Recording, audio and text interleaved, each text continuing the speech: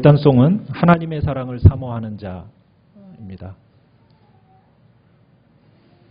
자, 우리 열왕기상 19장 1절에서 9절까지의 말씀 교독하도록 8절까지의 말씀을 교독하겠습니다. 아합이 엘리야가 행한 모든 일과 그가 어떻게 모든 선지자를 칼로 죽였는지를 이세벨에게 말하니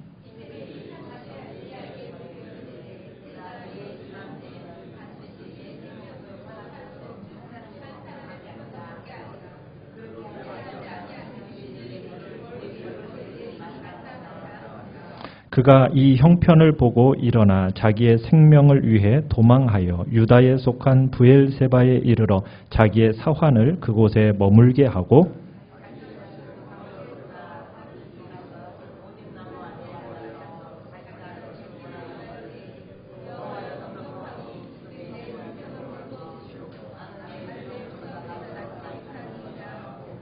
로뎀나무 아래에 누워 자더니 천사가 그를 어루만지며 그에게 이르되 일어나서 먹으라 하는지라.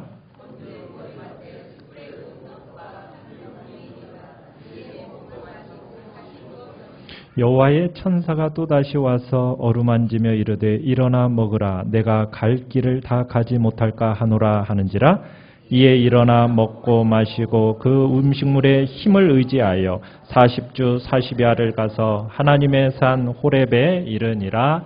아멘. 오늘 말씀의 제목은 침체와 회복을 경험하다라는 주제로 제목으로 말씀을 나누고자 합니다. 오늘 우리가 보는 이 본문을 보면 우리의 눈을 의심하게 하는 장면을 보게 됩니다.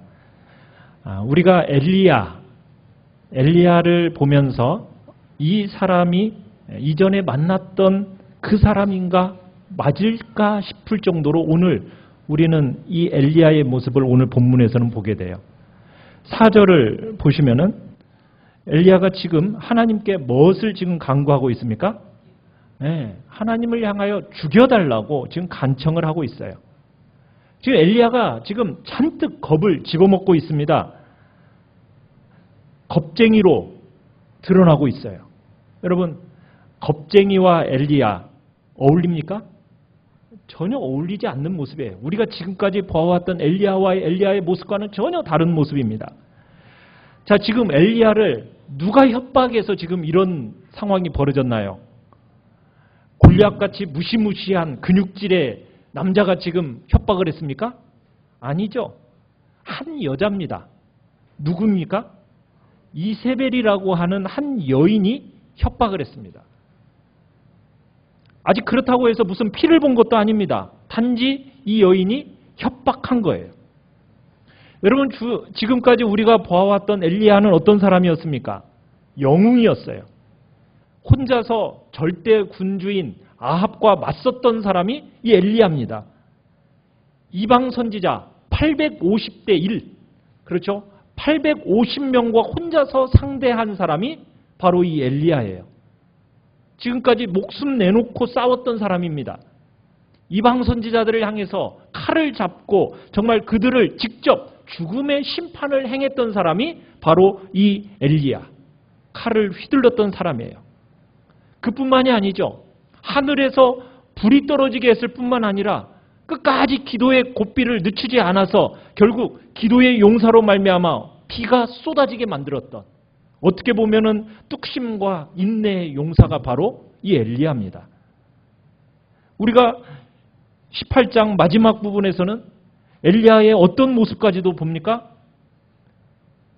정말 마차보다도 더 빨리 달리는, 정말 하나님의 기적의 능력을 체험했던 사람이 바로 이 엘리야입니다. 그런데 바로 그가 지금 오늘 본문에 등장하고 있는 이 사람이라는 거예요. 뭐라고요? 나 죽여달라고. 적응이 잘 안 됩니다. 그런데 성경은 일단 우리에게 무엇을 얘기하고 싶은 걸까요? 이 사람이 엘리야가 맞다고 합니다. 이 일은 얼마든지 일어날 수 있는 사실이라고 이야기합니다. 이렇게 될 수 있다는 거예요. 여러분 다른 사람이 아닌 천하의 엘리야 같은 사람도요. 이런 모습을 보여줄 수 있다라는 것 우리가 기억해야 합니다. 우리 인정해야 합니다. 그렇지 않으면 한순간에 내 자신이 그 자리에 서게 되는 거 우리 보게 될 겁니다. 이게 성경의 경고입니다. 정말이지. 저 사람은 다를 거야. 여러분 다른 사람 없습니다. 다를 거라고 생각했던 그 사람 결코 다르지 않습니다. 다 연약한 존재들입니다. 사실 우리 자신을 보면서 엘리야의 이야기가 바로 나의 이야기라는 거 우리는 인정해야 됩니다. 우리에게 어느 누구도 여러분 비난할 자격이 없습니다. 다 똑같은 연약하고 허물 많은 죄인들입니다.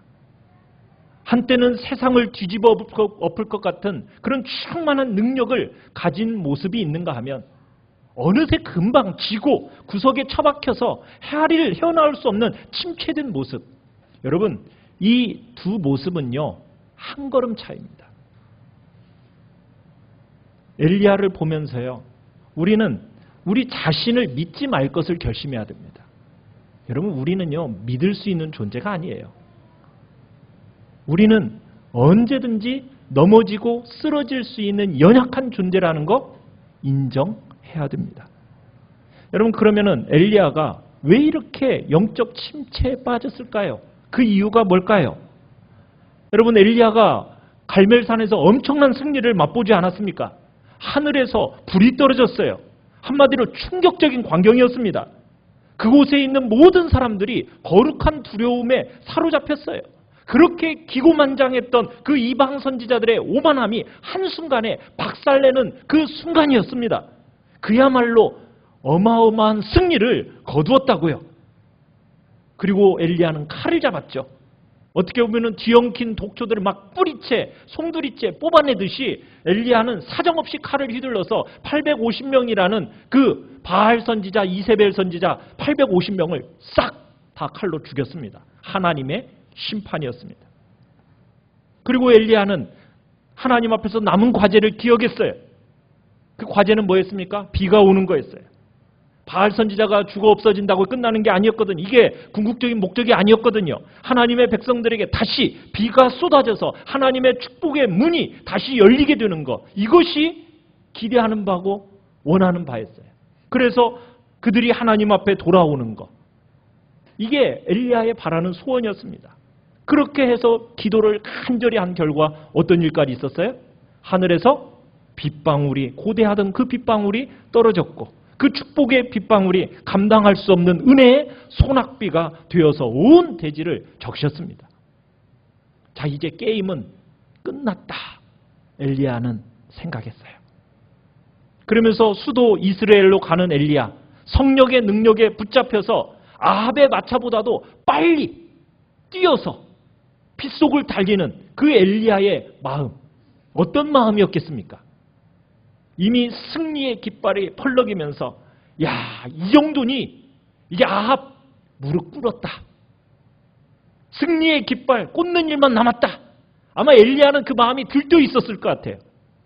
이 여세를 밀어붙여가지고 그래 하나님의 나라 재건하리라. 아마 그런 결심을 가지고 아마 그 아합 앞에서 막 마차 앞에서 달려갔을 것입니다.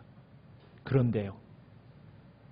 역사는 엘리야가 원하는 방향으로 흐르지 않았습니다. 백성들은 바알 신들, 선지자들을 다 내쫓고 정말 주님께 온전히 돌아와 정말 나라를 갱신하겠지. 그런 기대로 어떻게 보면 너무나도 단순한 장밋빛 그 꿈을 가지고 갔는데 갈멜산에서 하나님의 능력이 나타났으니 이제 아합과 이세벨은 무릎 꿇겠지 했는데 여러분 아합이 변했습니까? 안 변했습니까? 안 변했어요. 그러니 이세벨은 말할 것도 없어요. 기세가 꺾일 줄 알았던 이세벨은 전혀 기세가 꺾이지 않았습니다.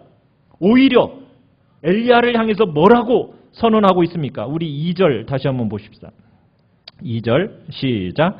이세벨이 사신을 엘리야에게 보내어 이르되 내가 내일 이맘때에는 반드시 내 생명을 저 사람들 중 한 사람의 생명과 같게 하리라. 그렇게 하지 아니하면 신들이 내게 벌 위에 벌을 내림이 마땅하니라 한지라. 네가 내 예언자들 죽였어? 나도 너 죽이겠다. 언제? 내일 이맘때까지 내가 너 반드시 죽이겠다. 그렇지 않으면 신이 나한테 천벌을 내려도 내가 달게 받겠다. 내가 그보다 더한 재앙 내가 받겠다. 아주 현실감 있게 이 이세벨이요 엘리야를 협박하고 있어요. 시간까지 제시합니다. 언제까지요? 내일 이맘때, 내일 이 시간 내가 너 반드시 죽이겠다. 모호하게 협박도 안 해요. 너 잡히면 나한테 죽어. 이 정도의 수준이 아닙니다. 내일 이맘때 너 반드시 죽는다. 구체적으로 협박하니까 이 엘리야의 마음이 어떻게 돼버렸어요? 완전히 녹아내려 버렸어요. 엘리야가 전혀 예상치 못한 상황에 부딪히고 만 거예요. 막 들뜬 마음에 하나님의 나라가 임할 것이라는 어떤 기대 속에서 막 장밋빛 그 꿈으로 들떠 있었는데 이 이세벨의 한마디에 엄청난 충격과 실망이 몰려오면서 엘리야의 한 가지를 확 빼앗아 버렸습니다. 엘리야가 빼앗겼어요. 뭘 빼앗겼을까요? 영적인 시선을 빼앗겼습니다. 엘리야가 여기까지 올 때까지 절대 놓지 않았던 한 가지가 있었습니다. 그건 하나님을 향한 영적 시선이었어요. 우리 3절을 한번 읽어봅시다. 시작. 그가 이 형편을 보고 일어나 자기의 생명을 위해 도망하여 유다에 속한 브엘세바에 이르러 자기의 사환을 그곳에 머물게 하고. 엘리야가 죽어도 빼앗겨서는 안 될 것을 빼앗겨 버렸어요. 그게 뭐라고요? 영적인 시선이에요. 엘리야가 지금 봤다고 얘기하고 있습니다. 3절에. 그가 뭘 봤다고요? 이 형편을 보고. 엘리야가 이 형편을 봤다. 여러분, 이 봤다라는 이 단어는 단순한 어떤 상황 판단이 아닙니다. 여기서 본다라는 것은 엘리야의 마음을 지배했다라는 거예요. 계속 쳐다보는 겁니다. 그 결과 그 상황이 엘리야의 생각을 완전히 압도했다라는 거예요. 그래서 엘리야로 하여금 이상한 결정을 하게 만들 정도로 보고 또 보고 생각하고 또 생각하고. 여러분, 이게 여기에서의 보고의 의미입니다. 지금 엘리야는 눈앞의 상황이 너무나도 지나치게 크게 보이고 있는 거예요. 정확하게 말하면 오직 눈앞의 상황만 보이는 겁니다. 그 상황만 보이는 거예요. 그리고 그 이후에 아무것도 안 보이는 거예요. 여러분, 그 이전에 엘리야는 어떤 사람이었습니까? 상황을 보지 않았어요. 그는 누구만 봤습니까? 하나님만 봤어요. 눈앞의 절망스러운 상황 속에서도요, 그는 그 모든 상황은 작게 보고 그의 모든 영적인 화면은 뭘로 가득 채웠어요? 하나님만으로 가득 채웠던 사람이 엘리야였습니다. 그런데 달라졌어요. 그의 영적인 화면에 하나님은 온데간데 없어지고요, 오직 비통한 상황만이 보이는 겁니다. 여러분, 엘리야가 영적 침체를 경험하게 된 이유 뭐라고요? 영적 시선을 빼앗겼기 때문입니다. 이 영적 시선을 빼앗기고 난 뒤에 엘리야는 믿을 수 없는 사람이 되어버렸어요. 우리가 전혀 예상치 못한 엘리야의 모습이 된 거예요. 여러분, 이게 인간입니다. 여러분, 이거 남의 이야기라고 생각하면 안 됩니다. 이 이야기는 바로 내 이야기입니다. 우리 모두의 이야기입니다. 여러분, 영적 폭풍이라는 것이 한순간 몰아닥쳐요. 예상치 못한 상황, 예상치 못한 시간에 말할 수 없이 무례한 방식으로 여러분, 우리를 그 영적 폭풍이 몰아닥칩니다. 믿음이란 게 뭘까요? 믿음이라는 건 다른 게 아닙니다. 믿음이라는 것은 하나님을 바라보는 거예요. 하나님을. 육의 눈으로가 아니라 영의 눈으로 누구를 바라보는 거예요? 하나님을 바라보는 거예요. 하나님을. 그 하나님을 뚫어지게 바라보는 것이 믿음입니다. 오직 하나님만 쳐다보는 거예요. 내 영적인 시야를 그 하나님으로 가득 채우는 것이 그게 바로 믿음입니다. 사탄이 우리에게 필사적으로 빼앗고 싶어하는 거 그 한 가지가 뭘까요? 바로 그 영적 시선입니다. 영적 시선이 생명이거든요. 믿는 자에게서 이 영적 시선이 생명이에요. 우리가 염려와 그 근심거리를 쳐다보지 말아야 됩니다. 문제를 쳐다보면 안 됩니다. 마음을 힘들게 하는 그 문제에 여러분 사로잡히면 안 됩니다. 그 문제를 안 보겠다 결심하시고 선전포고하십시오. 엘리야는 지금 이 생명과 같은 영적 시선을 빼앗기고 만 거예요. 이게 문제의 핵심입니다. 고난이 쓰나미같이 우리에게 닥쳐올 때 여러분 우리의 영적인 시선부터 챙기셔야 됩니다. 하나님을 바라보는 이 영적인 시선을 챙기십시오.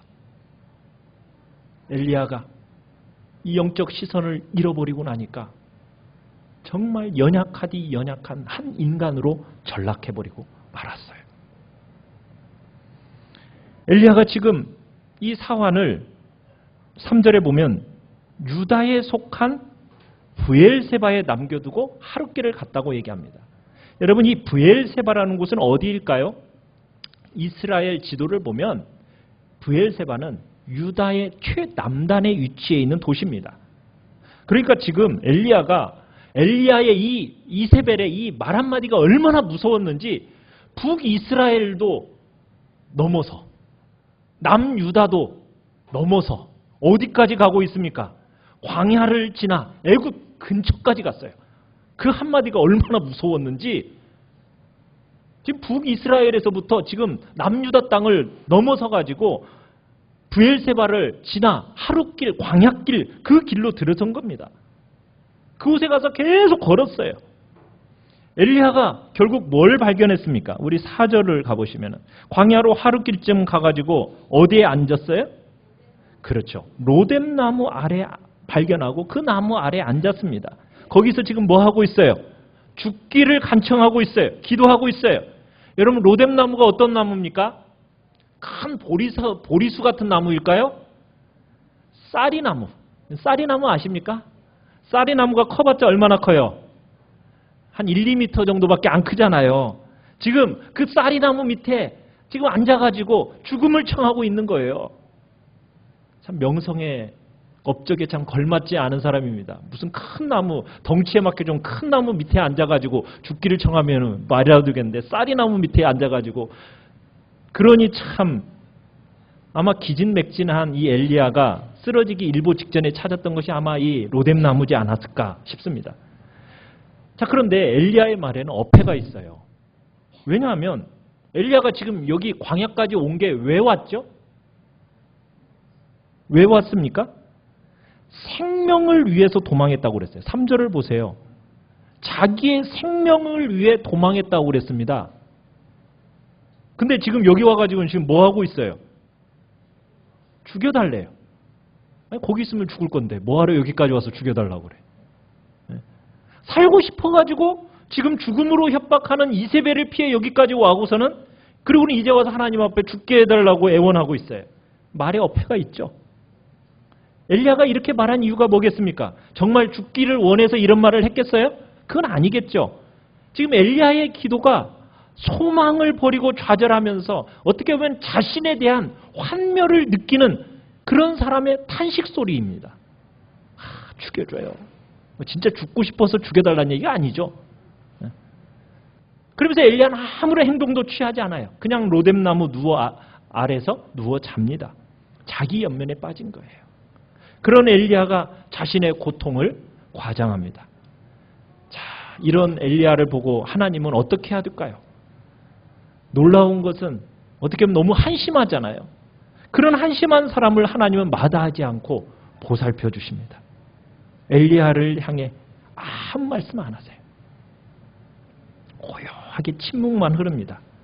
근데 그 침묵이라는 게 싸늘한 냉기가 가득한 그런 침묵이 아니라 따뜻한 사랑이 지금 흐르고 있어요. 마치 쓰러진 아들을 물끄러미 쳐다보고 있는 그 엄마의 심정, 그 심정과 같이 지금 하나님께서 엘리야의 그 느끼는 절망과 고통을 그대로 다 공감하고 계시는 거예요. 하나님은 엘리야에게 뭐가 필요한지를 아셨어요.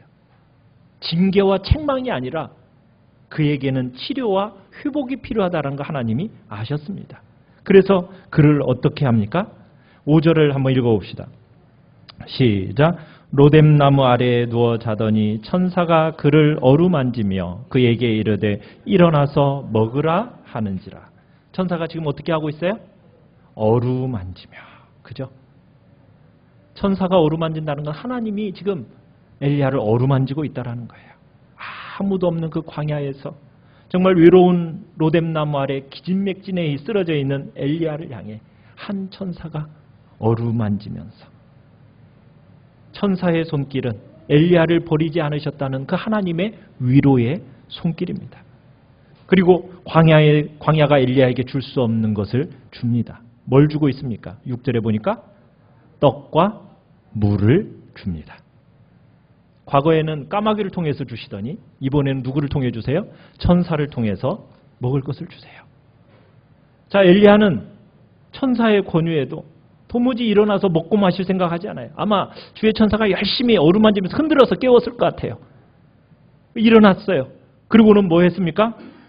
또다시 먹고 마시고 누웠습니다. 그러자 또 옵니다. 7절. 여호와의 천사가 또다시 와서 어루만지면서 일어나 먹어라. 하나님 잘잘못 따지지 않으십니다.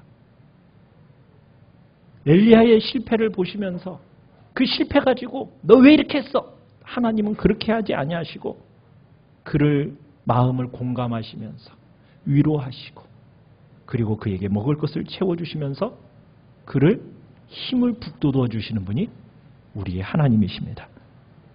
하나님은 저 하늘 먼 곳 그곳에 계시면서 고고하게 홀로 거룩하게 계시는 분이 아닙니다. 하나님은 우리의 고통을 너무나도 잘 아시는 분이에요.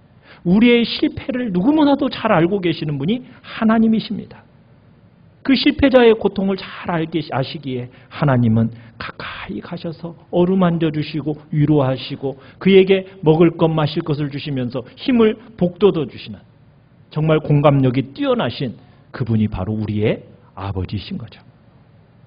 자, 하나님께서 쓰러졌던 이 엘리야 다시 일으키시고 엘리야는 다시금 재촉해서 어딘가를 향해 열심히 갑니다. 자, 어디를 향해 갔습니까? 8절에 보니까요. 그렇죠. 하나님의 산 호렙에 이르게 됩니다. 마음이 힘들고 정말 괴로워서 죽고 싶은 심정으로 찾은 곳이 바로 호렙산. 호렙산이 어떤 곳이에요? 신의 산이죠. 모세가 하나님께로부터 율법을 받았던, 계명을 받았던 그 산, 신의 산에 도착했어요. 그리고 그가 한 굴에 머물게 됩니다. 9절에 보면 엘리야가 그곳 굴에 들어가서 머물더니 그곳 굴, 어떤 굴일까요?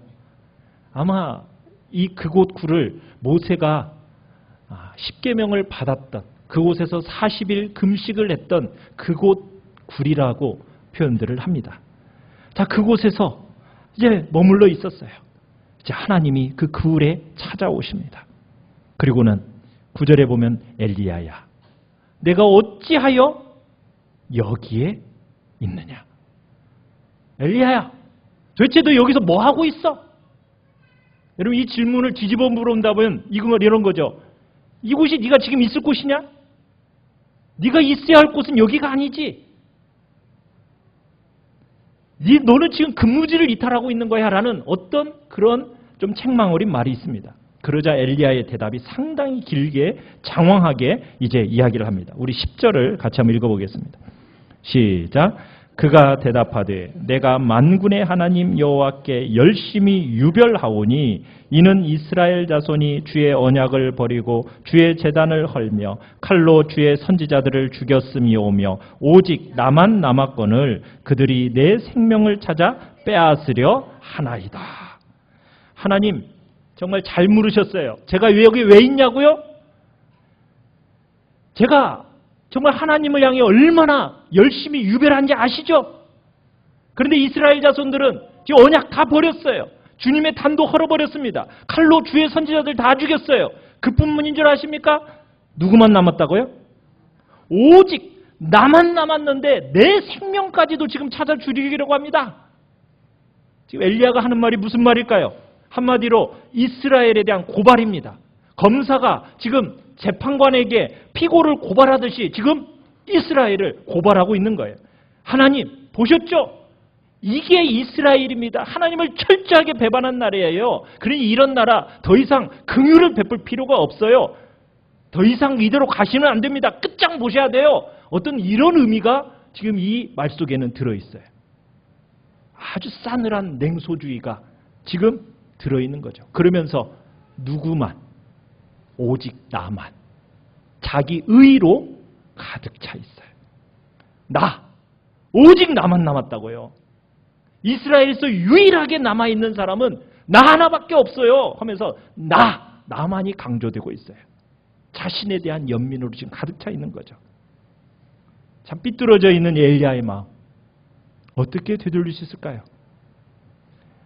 11절을 보시겠습니다. 하나님이 엘리야에게 뭐라고 얘기합니까? 너는 나가서 여호와 앞에서 산에 서라. 산 위로 나아갔습니다. 자, 하나님이 지나가셨어요. 자, 지나가는데 하나님이 지나가시는데 그 앞에 지금 뭐가 나타나기 시작합니까? 강한 바람. 자, 바람 가운데 하나님이 계셔요, 안 계셔요? 안 계셔요. 바람 위에는 뭐가 나타났습니까? 지진이 있었죠. 지진 가운데 하나님이 계셨어요? 안 계셨어요. 자, 12절. 지진 후에는요. 불 가운데 하나님이 계셨나요? 안 계셨어요. 여러분 여기서 지금 강한 바람, 지진, 불, 여러분 이것이 얘기하는 바가 뭘까요? 옛날 시내산에서 하나님이 강림하실 때 나타났던 현상들이에요. 그렇죠? 그때 하나님께서는 바람과 불과 지진 가운데 강림하셨어요. 이전에는 그 가운데 하나님이 계셨었어요. 그런데 지금은 뭐라고 소개하고 있어요?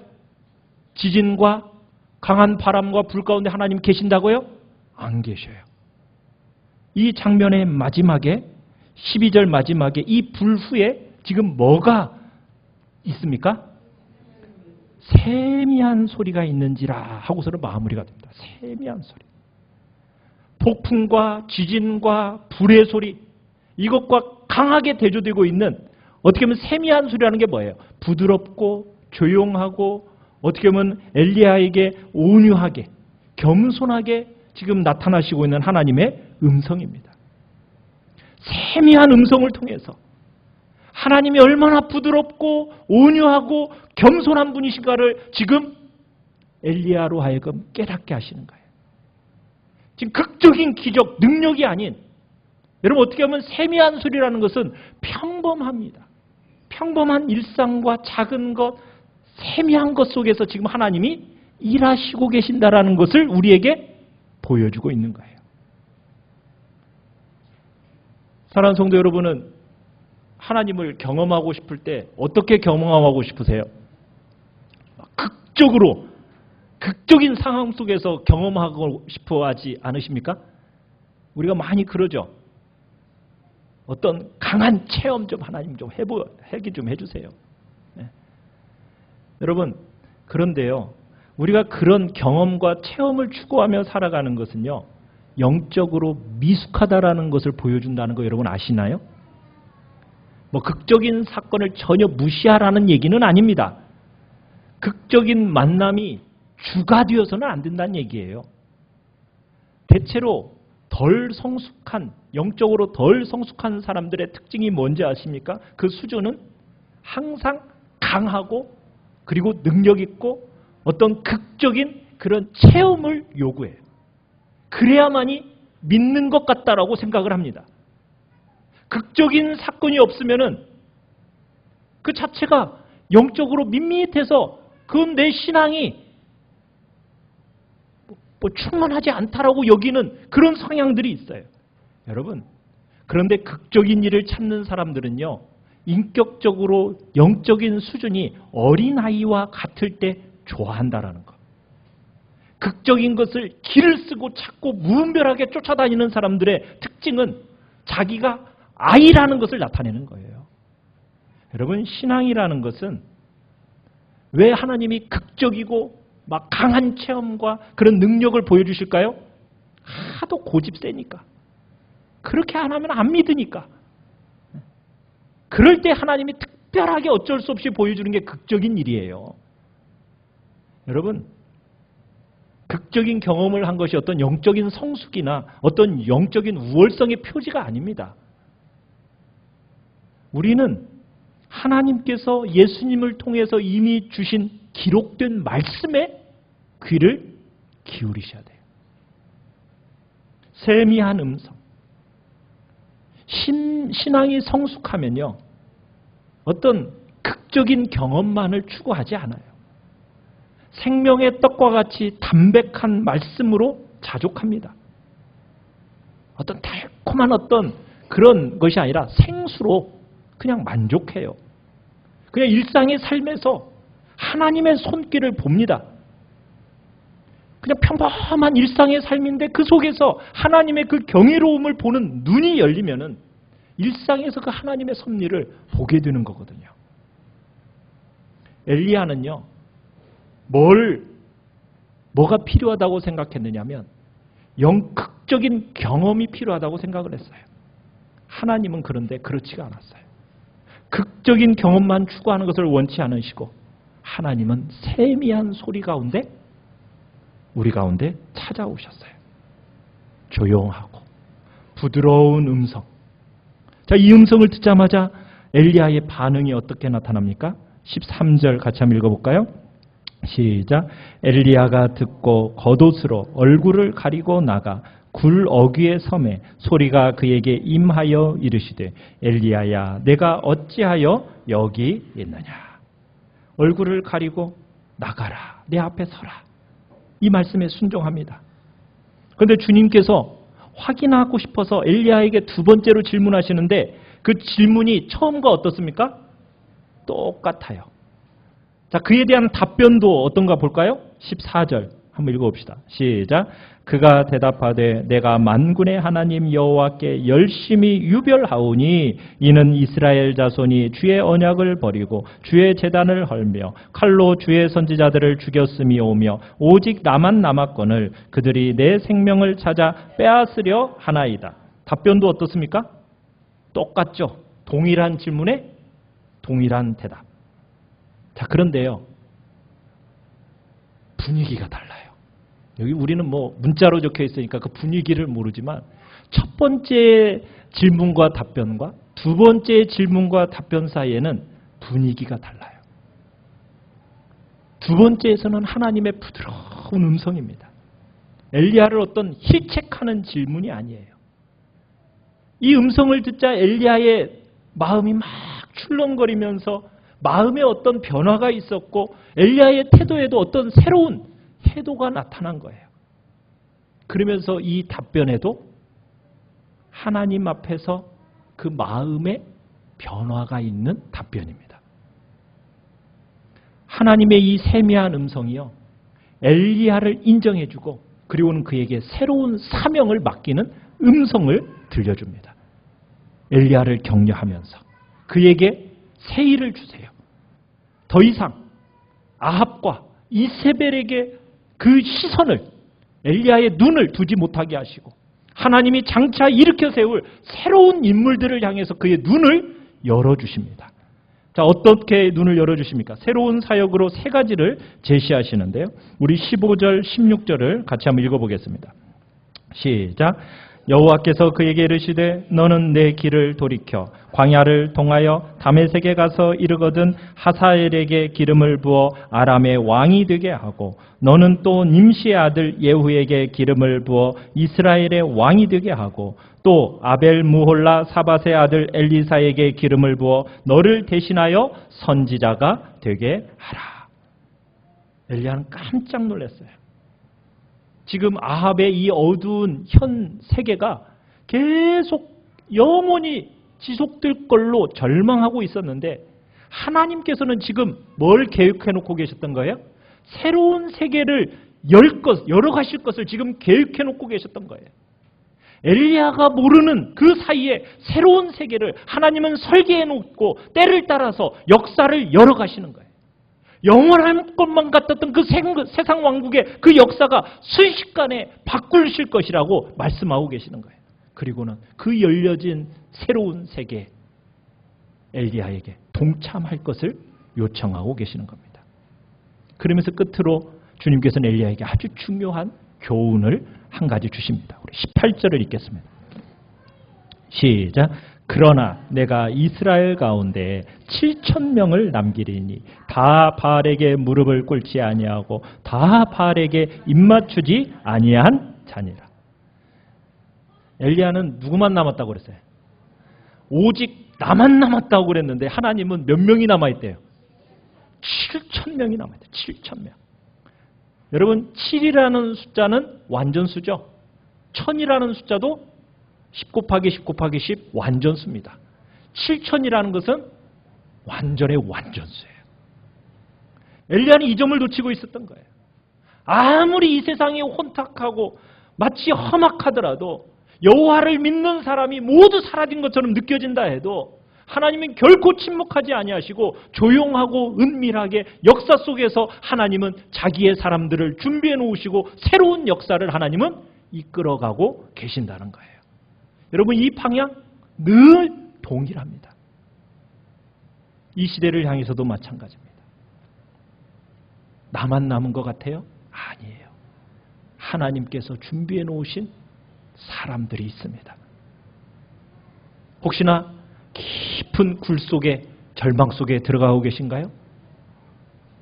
굴에 머물지 말고 밖으로 나오래요.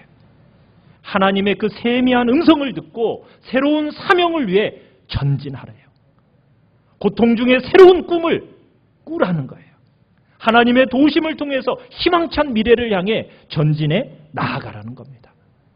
바로 이것이 우리를 향하여, 우리 교회를 향하여, 또 이 나라와 이 민족의 한국교회를 향하여 주께서 우리에게 주시는 복된 말씀인 줄 믿으시고 우리가 이 시간 오직 주님만 바라보며 나아가겠다고 결단하며